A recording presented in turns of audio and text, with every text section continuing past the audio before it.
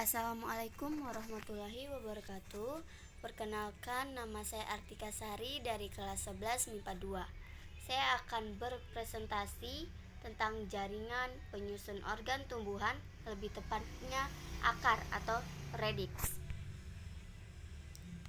Jadi, pembahasan pertama kita akan membahas pembagian akar, yaitu dibagi menjadi dua, yaitu ada akar dikotil dan juga akar monokotil. Yang kedua, kita akan membahas tentang penyusun organ akar. Ketiga, perbedaan dikotil dan juga monokotil. Dan yang terakhir, kita akan membahas apa keterkaitannya, yaitu keterkaitan antara fungsi dan struktur penyusun organ akar. Yang pertama, kita akan membahas apa sih akar itu?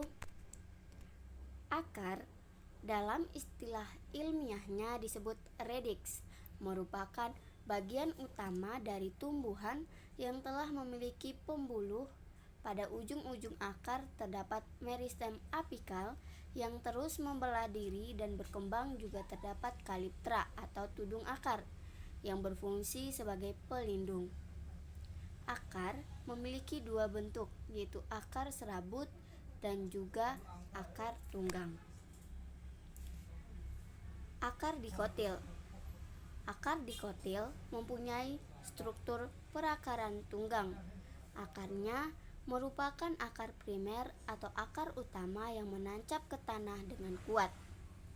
Akar primer akan membesar dan mempunyai beberapa akar cabang yang ukurannya berbeda jauh dari akar primer atau akar utama.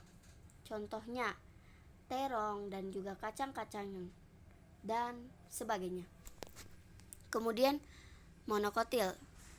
Monokotil mempunyai struktur perakaran serabut. Akar primer yang akan mengecil dan selanjutnya digantikan oleh akar-akar lain. Ukuran akar lain yang tumbuh berrelatif sama. Sistem akar serabut terbentuk ketika akar primer membentuk cabang baru. Contohnya jagung, kunyit, jahe, dan sebagainya. Untuk gambar akar dikotil dan monokotil bisa dilihat di sebelah penjelasan. Kemudian kita akan masuk poin kedua, yaitu penyusun organ akar. Yang pertama, ada epidermis. Epidermis merupakan jaringan penyusun akar yang terletak paling luar. Jaringan ini tersusun dari sel-sel yang rapat antara satu dengan yang lain, tanpa adanya ruang antara sel dan berdinding tipis. Jaringan ini bersifat semi-permeabel, sehingga memudahkan masuknya air dan juga hara mineral ke dalam jaringan akar. Yang kedua, korteks. Jaringan penyusun akar yang berada setelah epidermis adalah korteks. Jaringan ini berfungsi sebagai tempat penyimpanan cadangan makanan. Jaringan ini tersusun dari jaringan parenkim yang relatif renggang dengan jaringan penguat yang jumlahnya lebih sedikit. Sel yang terdapat pada jaringan parenkim memiliki ruang sebagai ruang penyimpanan udara. Yang ketiga, endodermis. Jaringan penyusun akar bagian dalam setelah korteks adalah endodermis, yang terdiri dari selapis sel. Pada dinding sel yang tegak lurus dengan silinder pusat terdapat penebalan zat gabus yang berbentuk pita dan disebut pita Kaspari. Yang keempat, silinder pusat atau stele merupakan jaringan yang paling dalam yang menyusun akar tumbuhan.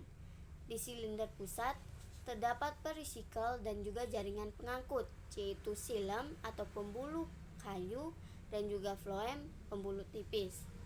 Floem berfungsi sebagai pengangkut makanan atau zat-zat organik hasil fotosintesis dari daun ke seluruh tubuh.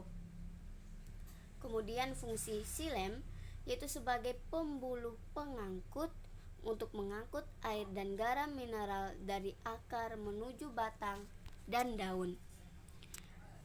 Sekarang kita masuk ke pembahasan ketiga atau poin ketiga, yaitu perbedaan dikotil dan juga monokotil. Pada tabel tersebut ada berbagai jenis perbedaan dari dikotil dan juga monokotil. Yang pertama yaitu sistem perakaran. Pada monokotil itu serabut dan pada dikotil itu tunggang. Yang kedua ada kalitra. Pada monokotil itu berbatasan dengan ujung akar dan terlihat jelas.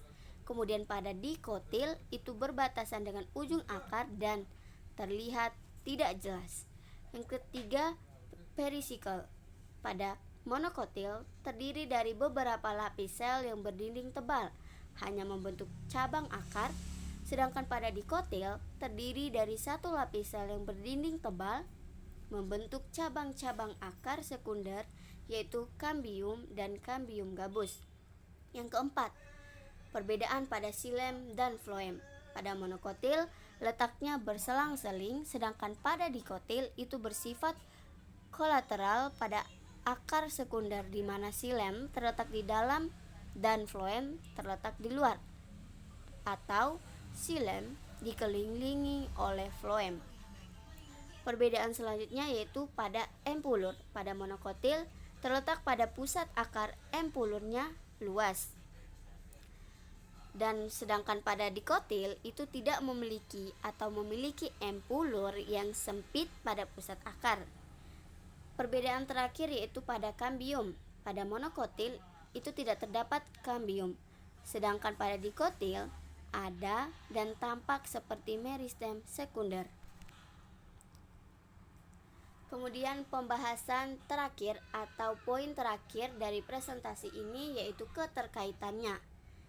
Jadi, organ merupakan susunan dari organ-organ yang ada dalam tubuh itu sendiri, sedangkan fungsi organ merupakan kegunaan dari setiap organ tersebut. Keduanya memiliki keterkaitan satu dan lainnya. Contohnya, pada epidermis. Epidermis adalah jaringan terluar pada akar yang memiliki dinding tipis. Dinding tipis pada lapisan epidermis ini berfungsi untuk menyerap air dan mineral dari tanah untuk diteruskan ke korteks. Sel epidermis yang juga terletak di rambut akar ini memiliki fungsi untuk memperkuat bidang penyerapan. Sekian presentasi dari saya. Wassalamualaikum warahmatullahi wabarakatuh.